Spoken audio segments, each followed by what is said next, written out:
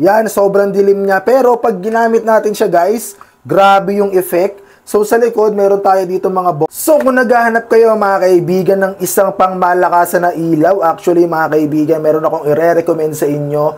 Ito nga pala yung XJ75 Video Light. So ito ay naka-type C na rin mga kaibigan, and compact and portable. So ito siya guys, sobrang ganda kung titignan nyo mga kaibigan.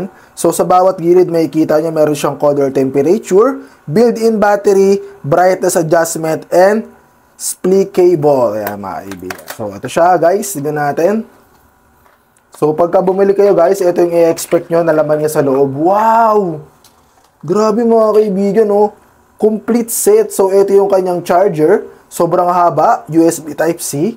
Tapos, ito yung kanyang mount. Ay, grabe, ang ganda ng mount niya, guys. Sobrang swabe na ito.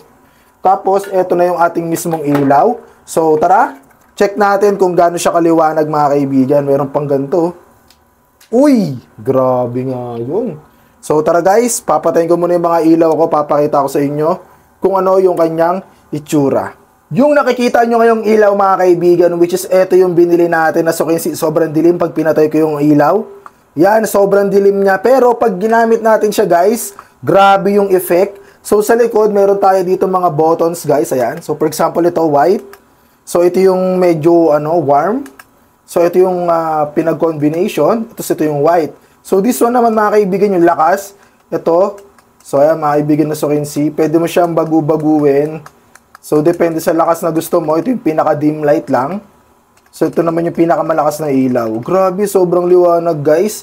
Tapos sa likod, nandito na yung ating USB Type-C at yung ating charging indicator. So, sa akin, 4 bar pa. Puno pa siya. So, ayan siya, guys. Sobrang ganda. Bubuksan ko lang yung ilaw natin.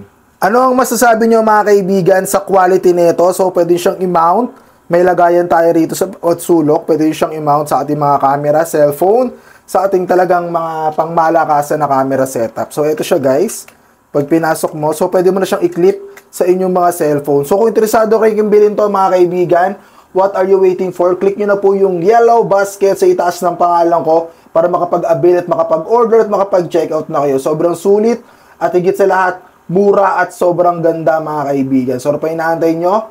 Order na, checkout na, let's go. Ayun, panalong panalo to guys. Diba?